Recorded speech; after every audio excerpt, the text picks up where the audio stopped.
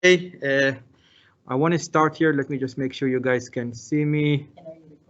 Yeah, I'm recording already. So welcome, guys. My name is Yaron Zoller. I'm the director of the Business Scholar Program, and we're joined here with several of people that I invited. We want to talk about experiential learning requirement, which is a requirement for the Business Scholar class.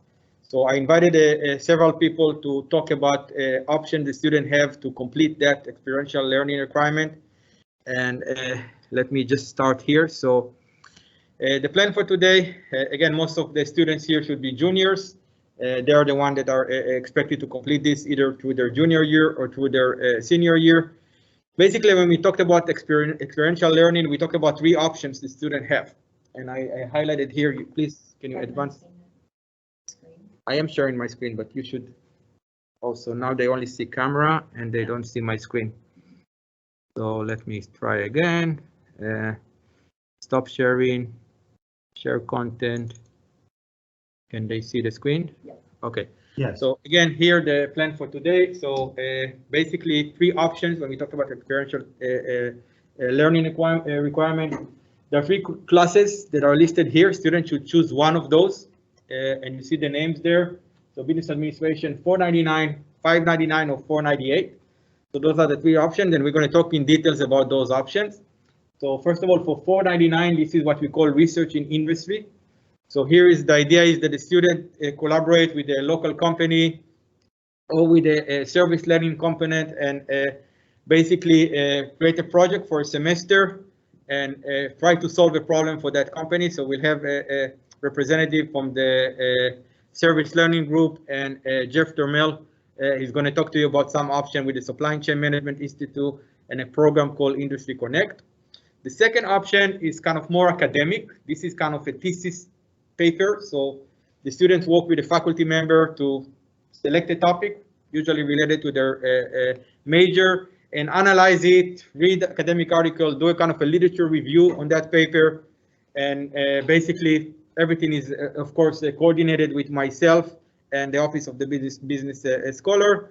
By the end of the semester, your paper is reviewed and ready, and you finish that requirement. So that's the second option.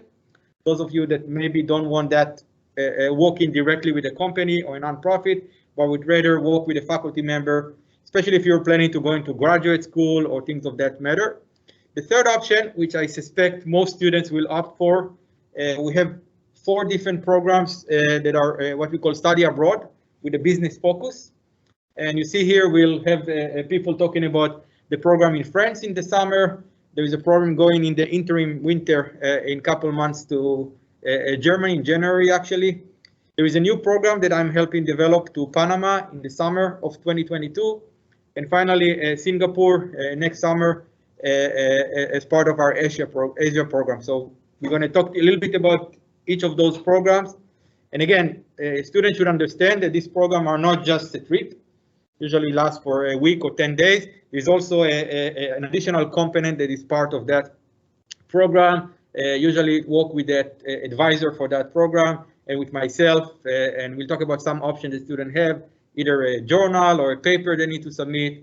Sometimes there is an exam associated, so it's not just a trip for a week and getting that things, and all those are worth 3 credit points. So basically it's a course like any other course. For the business scholar specifically, the dean has informed us that there will be an availability of a $500 scholarship for business scholars who are completing one of those requirements. So I'll talk about that as well. So that can help cover some of the costs associated with those courses. We'll talk about when do you get it, what happens if you cancel a course, etc. And finally, towards the end, we'll have a Q&A session. And again, the bullet point at the bottom of the screen here, just note that the $499, the research in industry, and the reading and research, the $599, needs to be coordinated with myself and with a faculty member. You're not on your own here trying to contact companies and work with them or selecting a topic and write it on your own. So everything is in coordination with myself and with the faculty member. So the website for the Business Scholar has been updated. There is some information here that you can visit. And again, this is some of the text there. And of course, we're going to share the slide deck after today and hopefully the video recording as well.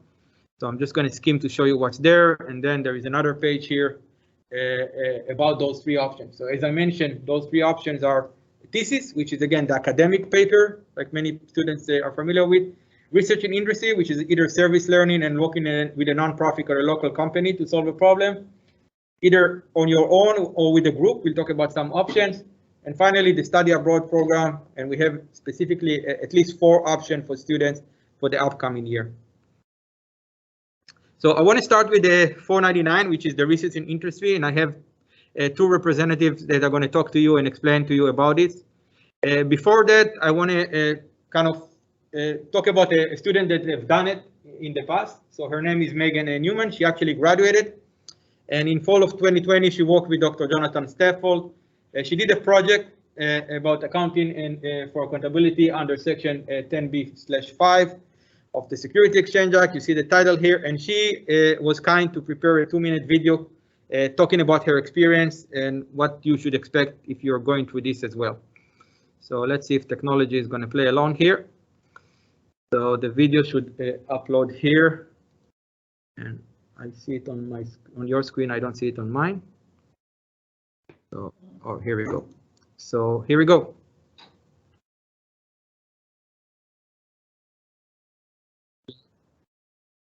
Apologize, there is no audio that I can hear. So let me try again. Can we put it on a laptop that is, can you play it on yours maybe, or no, you won't be able to. Okay, I'm trying to think what can we do here. Okay, let's try again.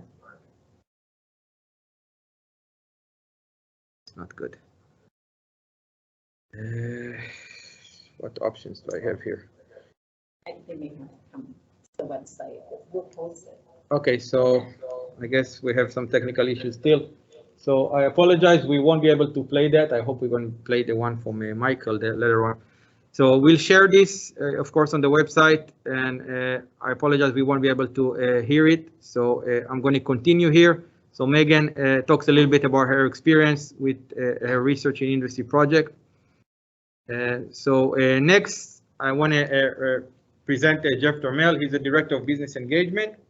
He's connected through Microsoft Teams. So Jeff, all yours.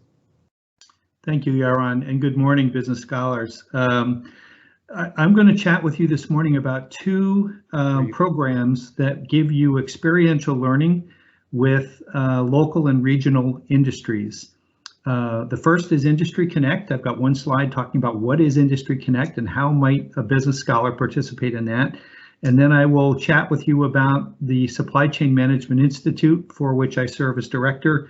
And really that role is to make connections with local and regional companies and make connections with our students for mutual benefit of the corporate organizations and yourselves. So we can go to the next slide. So let's talk about Industry Connect. What does Industry Connect do? It provides an experiential learning experience for our Blue Bar School students. It's slightly different than an internship. It works this way. Companies reach out to UWM for projects, work that they need, that they don't have people to do, or that they just would rather not wait for. UWM hires and pays the students after we agree with the corporation on what the project is and what the deliverables for the project are. And UWM works with the company, the partner, to manage that project to completion. Now, Industry Connect is like internships with the following exceptions. We are entirely focused in Industry Connect on providing the project deliverables. I worked 40 years in industry as a senior leader, an officer in several organizations, and I would sit at the end of a summer internship review with many of the students who would come work in the organizations I was a leader of, and I was usually shocked or disappointed at the number of times a student would say, I wish I could have gotten farther on my project, but I was asked to make coffee or push buttons on a copier or do simple routine tests and drudgery work that got in the way of the student getting a rich experience at companies with real work that we needed to do for our customers. Industry Connect is different than that. We are involved in monitoring the project with a faculty guide to make sure that we stay laser focused on providing project deliverables with the company partner who's paying us to do that. So we try not to allow drudgery work or distractions in providing the project deliverables. The students work for UWM. The companies pay UWM. You work for the university, not the company. That might be a fine line, but in some cases for international students who may have certain visa requirements that allow school work but not employment work, that can sometimes be a way for the student to get experiences that they might otherwise not be able to get. And different than internships, Industry Connect creates and demands a faculty guide be working with you on the project to help lead and guide that and work with the company. The students benefit from guidance in their projects, and the company benefits by making a relationship with an LUBAR expert faculty member that they may not have had a relationship with before. And that may lead to future consulting engagements and a relationship that benefits the LUBAR school and the company itself. You cannot just apply to me and say, can I be in the Industry Connect program? Rather, when a project comes up for which we need student workers, we publicize that and announce that through the appropriate disciplines in the school. And we invite students to apply. We do an open interviewing process where we collect the resumes, we screen them for the most applicable candidates, we interview the finalist candidates, and the company helps us make a project selection so that the company has a voice in who's doing work at their organization. So that's what Industry Connect is. It's a way like an internship, but slightly different, with focus on deliverables, students working for UWM, not the company, and faculty guides included in the projects, which internships don't, that's not the same structure. I'll move on to Supply Chain Institute, and then maybe if I have a minute for any key questions, Yaron, I'd be happy to take those or take follow-ons. At the Supply Chain Institute, I serve as director. Mark Kosfeld, one of the full-time instructors at the LUBAR School, serves as my associate director. We are working at the Supply Chain Management Institute for the LUBAR School to build a vibrant environment for supply chain knowledge sharing. So we're really involved with the supply chain and operations management, SCOM, we call it here at the LUBAR School, faculty and those students. We have a three-point mission at the Supply Chain Institute. We try to facilitate supply chain related knowledge sharing events. So forums where executives and corporations can meet and share ideas and not reinvent the wheel when they find a partner company who might have already solved that problem. And then that saves that organization from going through that same difficulty. We try to create student to partner company connections. This could benefit you as business scholars. You can look at the right side of the screen. This is just a dozen or so of the partners that we work with. Major corporations, large and small, in the regional area. It includes people like Direct Supply, Kohl's, Rockwell Automation, Briggs & Stratton, Brady Corporation, Milwaukee Tool, a number of companies that could provide experiences in work for our students. And our job is to try to create as many connections between our students and those companies and their needs as possible.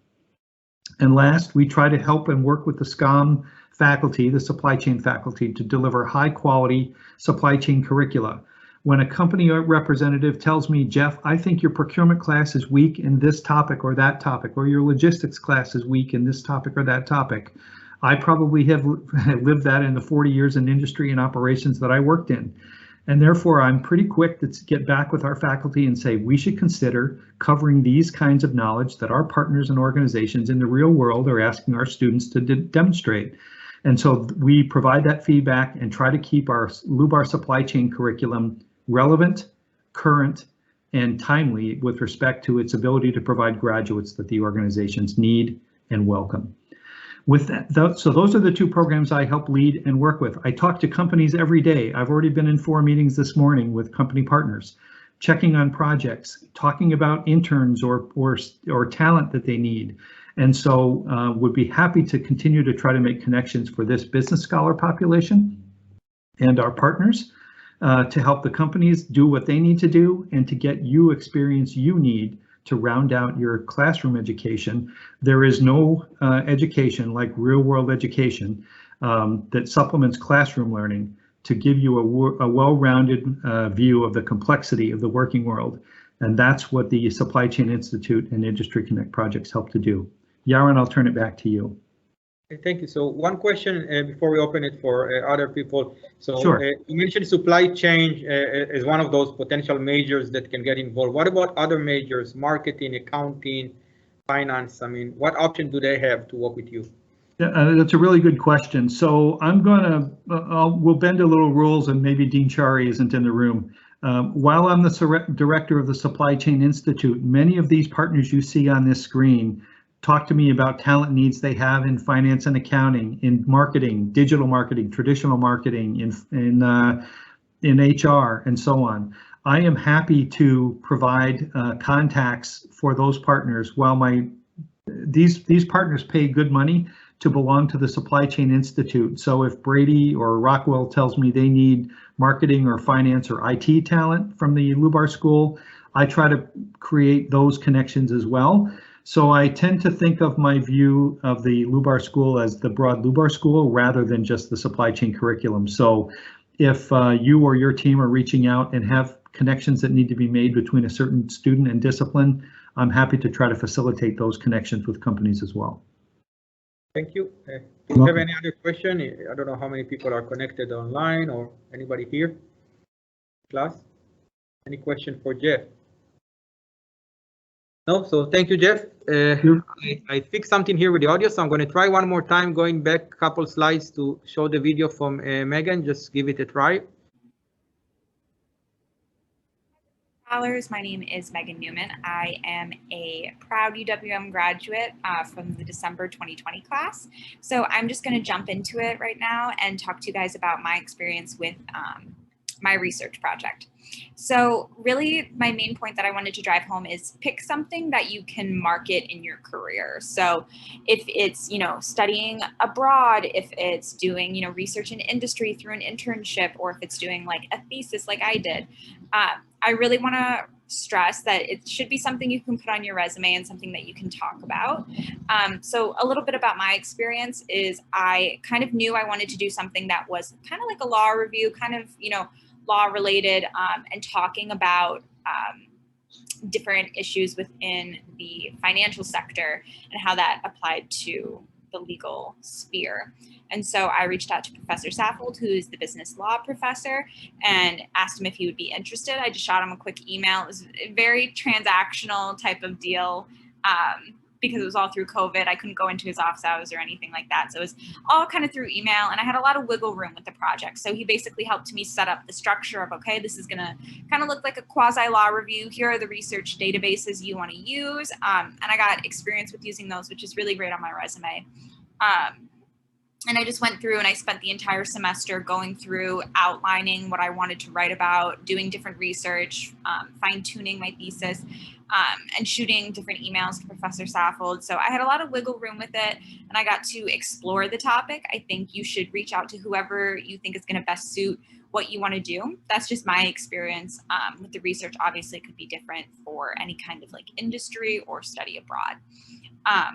But really for me, I think the biggest thing I want to drive home is, again, pick something that is going to help benefit you in your career, something that you're actually going to learn from, right? You don't want to cram a paper in the last month and it be like this crazy thing. My research paper was about 15, 20 pages.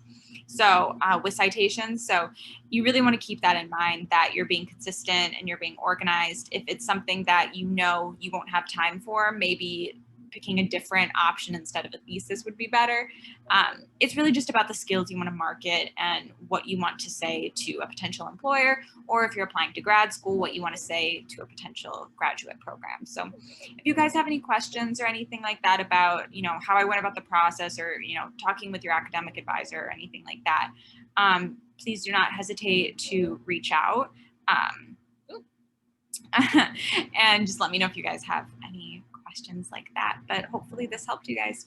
Here, Megan here. So next, I want to introduce here Ben. He's going to talk about service learning option. So I don't know if you want to get closer to the left of, just going to stay out of your way. Hi, everybody. My name is Ben. I'm here from the Center for Community-Based Learning, Leadership, and Research. Our name is really long, so we go by the Siebler office for short. So if you're hearing Siebler, that's us. A little bit of background first. So our office really exists to help the university stay connected to its civic mission. And we do that through a number of different programs, but much of what we do is focused on students. And what I want to talk to you about today is one program in particular that I think would make a lot of sense for your service learning option. So on this slide, if you have access to this later on, there's links to our webpage. Dr. Lori Marks is the executive director. She's sort of like the permanent rock in our office, so we always list her as the main contact, so you can always reach out to Lori, and she will connect you with whoever would be the person to support you. And then also, just to provide you a little bit more background about service learning and what it is, we've linked that there. But I think what will be of most interest to people in this presentation or attending this presentation is the Community Leaders Internship Program, because that's the program that I think would most likely connect to your service learning option.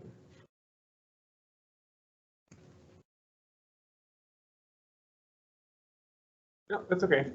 So this slide, I think, just gives a little bit more detail about like what the service learning option would entail. Just knowing that these are the things that you'll have to complete for your course. And we will make sure that the positions that you're connected to will sort of feed into this for that semester. So what is the Community Leaders Internship Program? So it's very similar to what we just talked about a couple minutes ago. This is an internship program that places students at nonprofits, small businesses, and government agencies across the city. I think this semester we have close to 65 partners with a pretty good mix representing places like the city of Milwaukee, Milwaukee County, Milwaukee Public Schools, large and small nonprofits, addressing a wide variety of issues. So whether it's hunger and homelessness, poverty, youth programs, environmental issues, sort of you name it, we have some sort of connection with that industry.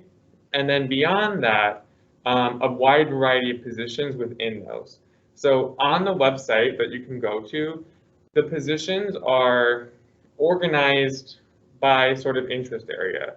So you can see there'll be like an administrative area, marketing and communications, community outreach, really, again, like a wide variety of positions available in a wide variety of different issue areas. All of these internships are paid. Until this year, the internships were only open to students who are federal work study eligible, but we've received new funding that really opens up these internships to anyone who's interested in this program. And currently they're paying anywhere from $12 up to even $20 an hour, and usually between 8 and 20 hours a week. And just like the program that was mentioned earlier, you would actually become employees of UWM. So the way that we see this connecting to your 499 course is that we at the CBER office will help you get into the internship program. So whether it's in the fall semester or leading into the spring semester, we will help you connect with employers. You will land an internship program. So you apply to CLIP, and then once you're in there, we support you in finding, okay, which position or which employer are you most interested in? Then you are in the CLIP program and you can participate in our programming structures for the first semester. During that semester is when you can be working with your scholars program, talking to your director, is this an appropriate fit? How do I communicate with my partner to make this into an appropriate fit for my 499 class? Continue with them working and doing your project in the following semester. So whether you want to enter now in the fall semester or enter in the spring, we sort of have an ongoing or rolling admission basis to the program. So again, we're really here to help you land that internship, support you through that process, and then you can use that internship potentially to count for your service learning option for 499. So Ben, just to clarify, if somebody's going to do a CLIP, it's really an academic year commitment. They'd be doing it for 2 semesters. Yeah, so most likely the positions are a full 2 semesters. If you do enter in the spring, it probably would only be the spring semester commitment, but most of the CLIP program positions are designed for the entire year. The programming structures, though, are really emphasized in the fall. So in the spring, you would have more room to potentially use this for your $4.99 option, your servicing option. Thank you. Any questions here for Ben? Thank you. Okay, so thank you. We're going to continue here. And next, move to the, again, this question. Go ahead. I was going to ask, we connect with to make sure that it meets with the $4.99. Okay, it's a good question. So through Mary and myself, we are going to be the one that's going to have to evaluate. And one missing piece to what Ben was talking about is the representation from the business scholars. So there will be a faculty-led program. So while you're doing that work with Clip, there will be a professor that's going to actually work with you throughout the semester to kind of have some deliverables and check that you're doing the work. That's the missing piece. Yeah, and actually there's an application for the experiential learning piece that you'll have to fill out, so we know which one you're planning on doing. We'll get to that in a little bit. That's also how you'll start to make that connection and kind of put that together. Yeah. Does that make sense? Yeah, we'll show a slide later on about the application. So moving to that thesis part, the $5.99, the reading and research that we talked about. And one example of student that did that is Annika Gogan. She's in a business scholar program. Some of you may know her. And she did that in the spring. She worked with Dr. Amy Tegler, and you see the title of her project here. So we have some experience working with that. As I mentioned before, everything you apply for this, you find a faculty member to support you. I need to be involved as the director to approve the project and review it after you're done. And basically, once you submit that paper at the end of the semester, you get the credit for this program. So this is the reading and research program. I think we also have online Dr. Vina Brown. She's the director of the accounting program here at UWM. And especially if you're an accounting major, if you have any question about finding maybe a project for you, she can work with you, and she's available. I listed her contact information here, especially for the accounting majors students. So this is a good contact to have if you're considering this option of $5.99. Vina, if you're there, I don't know if you want to say hi or. Yes, hi. I'll just introduce myself. All my contact information is here, but I'm Dr. Vina Brown, the director of the accounting program. If you are interested in anything accounting related and you don't know a specific faculty, you can reach out to me and we can get you teamed up with a faculty of that aligns with your interests. Okay, Thank great. you. Thank you, Vina. Okay, so I want to continue here. So the final option is what we call a study abroad business program. So specifically, there are currently 4 options available for students. We're going to go over them one by one. And as I mentioned, it's not just studying abroad. It's not just going to that trip for 7 to 10 days. There will be additional deliverables that you're expected to do, and that's going to be between the director of that program and myself, the director of the business scholar, to kind of coordinate and see what else do you need to deliver by the end of that course. Maybe it's a reflection paper, maybe it's a journal. I listed some option here. Maybe it's a case study, or and we can kind of be kind of flexible and see options. So just be aware that it's not just that 1 week and you get full 3 credits and you're done. So the first, I created this table here, kind of collecting information from the directors of those 4 led trips, and you see here their option number 1. I have a video from Dr. Michael Freimark. He's going to talk about the French program. There's a program that is coming up in January. Dr. Amit Bhatnagar, he's sent some slides that I want to review about that program. I'm creating a new program for spring break, summer break of 2022. And that will be kind of a program specifically designed for the business scholar. Not to say that all the people are only going to be business scholar. We plan to open it also to other Luber students, but the focus should be on scholars. And the 4th one is kind of a program that is coming back, led by Dr. Ed Levitas, and he's here. He's going to talk a little bit about his program. You see the timelines. You see kind of estimated cost, a number of days, usually between 8 to 12 days. And there are some deadlines to apply for some of those programs that are underway. Many of those programs are programs that happens on an annual basis. So for some of you juniors, if you miss it during your junior year, you may be able to do that during your senior year. But again, it's up to you to decide when you want to do that and whether you choose this option versus the two other options we talked about before, the research in industry and the thesis paper. So we'll go over that. So the first program, as I mentioned, Dr. Michael Freimark has been leading this program to France. Last year, I mean, this 2021, they did not go because of COVID, but they are planning to be back for 2022. There is a website that is available if you guys want to check it. Some pictures that they have from previous trips. And Dr. Freimark has created a 5-minute video clip that I'm going to play here. So here we go. Hi, business scholars. This is Dr. Freimark. I'm excited to share with you an upcoming opportunity this summer to study abroad in France. Myself and Alejandro Lopez will be leading the trip this coming May. So we'll be leaving May 22nd, which is a Sunday. Graduation is that Saturday, the 21st, so we'll leave the day after and arrive on the 23rd, which is Monday. There will not be a group flight, so you're responsible for flying on your own, but we'll dive into that in the info meetings in a couple months. And the trip goes until June 2nd. The estimated cost is $3,000 per student. That's assuming we get 24 students, which in the past we've not had an issue with that. And that does not include airfare. What do you get out of that money? You get 8 nights in Paris. We're also doing a 2-night trip to Caen, which is Normandy, where D-Day was in World War II. So we get a train ride, so you get the classic European experience of taking a train. We also get a nice daily breakfast each morning at our hotel, as well as 2 group dinners. We have one on the first night, as well as the last night of our trip. Additionally, you get 3 credits of international business. That's Biz Admin 498.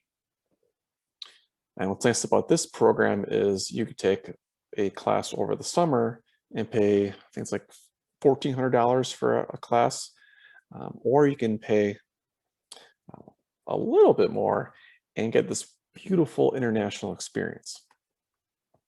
So some of the highlights of the trip is we do various corporate visits. Currently, we have ERG Europe, Schneider Electrics, as well as the Banque de France. We have a guided and bus tour of Normandy. So we have like I mentioned earlier, a 2-night hotel stay in Caen. So that first night we get there, we'll do a guided walking tour of the city of Caen and get first impression of this very historic city. It was massively damaged during the Battle of Normandy, but still historic. A lot of the heritage has been survived, so making it a very charming city. Then the next day we'll have a full day tour with a World War II author, and we'll take a bus tour, drive all around Normandy, go to Omaha Beach, the Normandy American Cemetery, and a whole list of activities. That's a very moving experience, and one that in the past students have found rewarding. Other highlights of the trip is we'll do a visit and presentation at the U.S. Embassy. So learn about Paris or France-U.S. relations. We also will visit a business university in Paris and get a guest lecture on the practices between the United States and France. We will do a guided tour of Louis Vuitton, which is something we've not done before. So excited about that. We'll do other various cultural visits, doing a boat tour of Paris as a group, going to the Eiffel Tower, the Louvre, Notre Dame Cathedral. All the things that you've seen and read about since you've been a kid is we'll be doing and sharing together as a group. And the unforgettable experiences. It's such a special program and trip. I'm one who, as an undergrad, I went abroad as a semester to Czech Republic. So I understand the experiences from your side of things. So I really try and make this program as special and unique as possible for you. Even if you don't know anyone else on the trip, you'll become friends very quickly. And I share here a photo of myself. So the last trip that we went on, the 5 group of guys insisted on picking me up the last night and taking a picture. I don't know why, but it was a really cool and fun experience. The whole class was laughing. So that's something that just a bunch of little fun things like that that make this program so special. So next step is our application is due March 1st. Our application is not up yet, so don't worry about that. But the next steps, if you are have an interest in the program, is we'll be having info sessions, live in-person info sessions in late November. So check your email. Like I said, in about a month and a half, you'll get something from us indicating when the meetings are. There'll be flyers around the business school, so you will not be able to miss it. If you want more information right now, please email myself or Alejandro Lopez. We'll be happy to answer any questions you may have. Well, thank you for your time. I wish you the best of luck, and I hope to see you at the info session meeting in a couple months. Bye-bye. You have your contact information for Michael. You can contact him directly. The second program I want to mention here is a program to Germany. They go to Europe every year, and this one is actually coming up in January of 2022, led by Dr. Hamid Batnagar. And again, they have a website, since they have been going every year, so you can check it out as well. And some pictures from the trip from Germany here. And some information sent to me by Dr. Barnagar here. So you see the dates, January 10 to 22nd. Some of the highlights, and again, I won't read those one by one, but some of the companies they visit, some of those cultural tools that are included. So this should be an interesting option. Applications for this were due already on October 1st. Right. So if you haven't applied, unfortunately, it's too late to apply for this one. Yeah, it's a good point. Other things here, again, you see some of the costs and what's covered here, and some of the things that are not covered. And there are 10 scholarships for $500 here, but as I mentioned, all the business scholars, this is for the general population of that trip, but all the business scholars will get $500 scholarships. We'll talk about that option. So for all of you, that's included as well. The third program, it's a new program that I was asked to coordinate. It's planned to go to Panama in March of 2022. Specifically, we're creating this with a focus on the business scholars. So the goal is to have mainly business scholars, but not just scholars. We will open it, of course, to other students in the Lubar School of Business. We don't have a website yet. We're in the final stages of kind of creating the program and finalizing. It was approved already. And these are some of the highlights from what we're planning to do. So I visited a couple of times Panama myself, so I've seen those places. And some of the picture I'm going to show you is pictures that I took personally in my trips. So again, the Panama Canal, of course, a lot of people know about that one. There are the Miraflores docks that we will visit.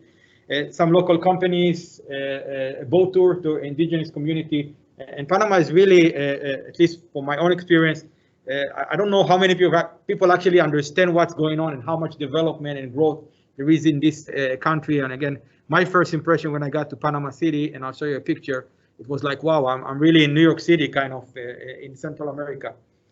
So what's included? We are including the airfare, which is kind of unique here. We are probably have a kind of slightly lower prices because the distance travel is kind of less, and the cost of living in Central America is also less. So maybe economic-wise, that should be a bit cheaper for students. This is again what's covered and not covered. And as I mentioned, all scholars will get a 500 scholarship regardless of the program. And I missed the pictures. Did it? Oh, I skip it. Okay. So these are some pictures. Some of them I took myself while visiting Panama. So again, it's a very metropolitan city, very developed, not what most people think about when they think about Panama. And the picture in the middle here is from the Miraflores docks, kind of seeing the boats come in and what they actually do to kind of inspect and make sure they're crossing the canal. So this is quite interesting to see. So I'm moving to the next one here, and we have Dr. Ed Levitas. He's going to talk about the fourth trip, which is planned for Singapore and potentially Malaysia as well. Watch out that cable. So okay. Yeah, so we are still in the planning stages for this because we have a few more health issues to consider. But right now, Singapore is one of the safest places to travel to in Southeast Asia. And so we are planning on going to Singapore at this point. We may also, depending on health conditions, travel to Malaysia, so go north as well. The reason, a lot of what Yaron had already told you about the other study abroads applies to the study abroad too, in terms of airfare and so forth. We'll go over that in a second. But I want to tell you some of the reasons I like traveling to Southeast Asia. So I've been to other study abroads: Vietnam, Cambodia, Thailand, India, Indonesia. We've been to Singapore, Malaysia. I've been to China and Taiwan and South Korea as well. So I have a sense of the lay of the land, so to speak. But what I really find interesting, and you hear about this a lot in the news these days, is the South China Sea. And you think about what's bordering or on the shares a coast from the South China Sea: the Philippines, Vietnam, Thailand a little bit. Is that about, what is it, $5 to $6 trillion worth of finished and semi-finished goods flow through here. And so this has become perhaps one of the world's, if not the world's largest manufacturing center. What's interesting about Singapore is that Singapore is the 22nd largest port, the second largest port in the world because of its location. A lot of companies, foreign companies, base their operations to Asia in Singapore and then export from there. And so it's pretty interesting to me. Right now, Singapore is let me look at my notes, the 37th largest economy in the world. I think Malaysia is the 35th at this point. It's also interesting too, Singapore, here, I'll do that. How do I advance? So Mary can do it on the slide there Okay. behind you, and I can do it here. So I Okay. put together some. Here, I'll do it then. So what you'll see from the pictures is Singapore is a combination of relatively modern architecture as well as architecture and cultural areas that are influenced by Chinese immigrants, Indian immigrants as well, and elsewhere. And so when we go to Singapore, like some of the other study abroads, we will have a variety of cultural visits. In the past, we visited the Singapore History Museum. We visited various markets and so forth. We will also visit companies such as, let's see, in Singapore, I think we visited General Electric perhaps, or GE Finance. We visit the US Embassy as well to get somewhat of a sense of the economic importance of the area, as well as the differences between, say, US economic culture and the culture in Singapore and in general Southeast Asia. And so some basics here. Again, we're still in the planning stage and we're, sorry. Oh yeah, okay. I could show you one other thing too. It's interesting because you will also see some British influence as well. This is Raffles Hotel. This is actually the Singapore Sling, the drink, if you've ever had it before, was developed there. So that's something else to think about. We could go to the next slide. That's, oh, all right. There we go. So again, the costs, let's go back one. The costs, no, how do we go back on it? Okay, no, one more slide down, no, forward, there we go. So the estimated cost here is still, I'm still in the sort of the discussion stages with our logistics provider. It's probably between $3,000 and $4,000. The dean also mentioned to me there may be scholarships available for the first 15 applicants who are accepted into the program. Again, a lot still is to be decided depending on health conditions. This study abroad always takes place in the last 2 weeks, and so some of you may have internships And I think this works well with that. We will arrive back in the US sometime before the beginning of the fall semester 2022. And we will, depending on our locations, leave sometime in the third week in August. What I've been told too is that what is interesting about this study abroad is that very few students realize that they may not get another chance, or I should say most students who go on this study abroad realize they may not get another chance to go to Asia. And so a lot of people go to Europe, go to the Western Hemisphere in various locations with their family and so forth. Asia, and specifically Southeast Asia, which is a really high level of commerce, very few of us get to travel to. And so this is one of those study abroads where you will meet perhaps lifelong friends based on my experience with previous study abroads. You will travel with friends in a location that you may not get to in the rest of your lifetime. So it's something to think about too. All right. Okay. Do we take questions? Yeah. Anybody have any questions for any questions at all? Okay. Thank you very much. All right. Thanks. So to finish up here, we have a few more minutes before the end of the hour here. So I mentioned that 500 scholarship offer, and again, I do mention this is for the business scholars. So everybody who has completed their experiential learning here will get that scholarship offer. And again, you see some details about the administration of it. It's usually going to be provided a few days before the start of the class. But again, for the business study abroad, $498, you may or may not get it before your planned trip, so you kind of need to take it into consideration. And of course, if you're canceling the trip, if you end up not doing that experience, that reward may be rescinded if you don't complete the class. So this is available. It's great to have that support from the school, and definitely something students can take advantage of. But just be aware that you of course need to complete that course, and also you may not get it for your travel abroad to have that money available for you during your trip. About the scholar faculty, again, this is available on our website. So these are the 7 faculty members, including myself, who are teaching in the program. And again, those can be good contact people if you want to find out about an opportunity, if you want to work with a faculty member for your thesis option, the research papers, and in general, just to remind you that those people are available here to support you in anything you need with the program. And finally, Mary mentioned before the application process. So for some of you, this is the first time you hear about those options. Maybe you're interested in one of those study abroad programs. Maybe you need to think about it, looking to identify a business faculty member. Once you kind of make up your mind, make a decision what you want to do, you have to complete an application. You see the link here on the top. So basically you go there and you select which option do I want to do, and it gets to Mary and myself. We will review it, hopefully coordinate with that faculty member if that's involved, and again also process the reward of that 500 scholarship. So we inform the people that needs to be aware of this. And once you complete your course, get that reward, and you complete that experiential learning option.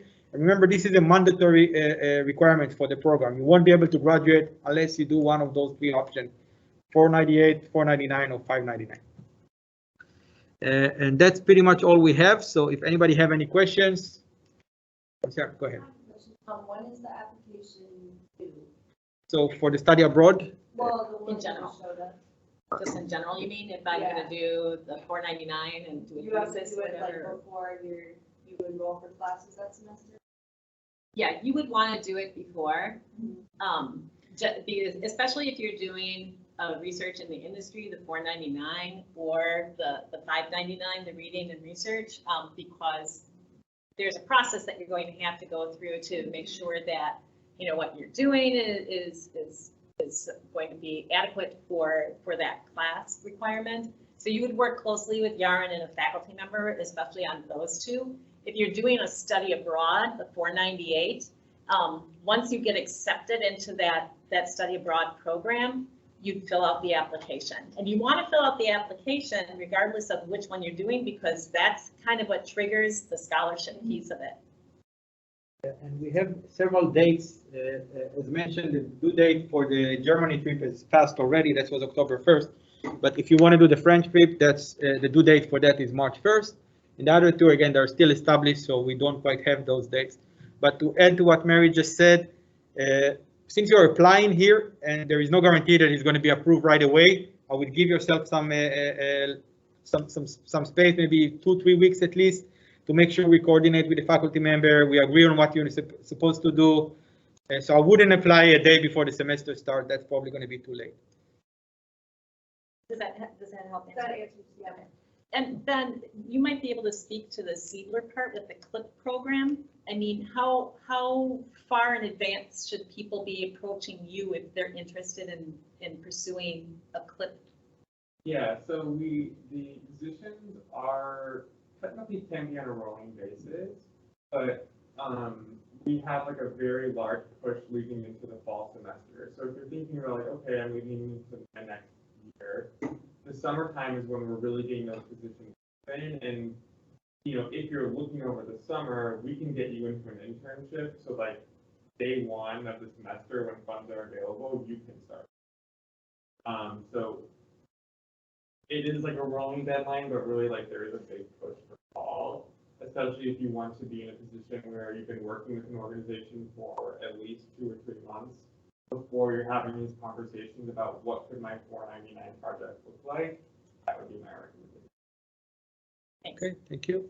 Okay, if there's any other questions from anybody? Not, we're just on the dot here for 12 noon.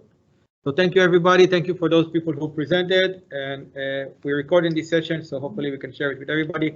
Apologize for the technical difficulties. We try our best. We have 3 computers here trying to deliver the content to you. So thank you again. The main thing I would say at this point is if you have any questions after viewing the presentation, is schedule an advising appointment with me, and we can go over like specific questions that you might have. Okay, great. Thank you, guys. Have a great day. Great. Thank you. $499, $599, you would enroll in those for like a semester. Would it meet like every week type stuff?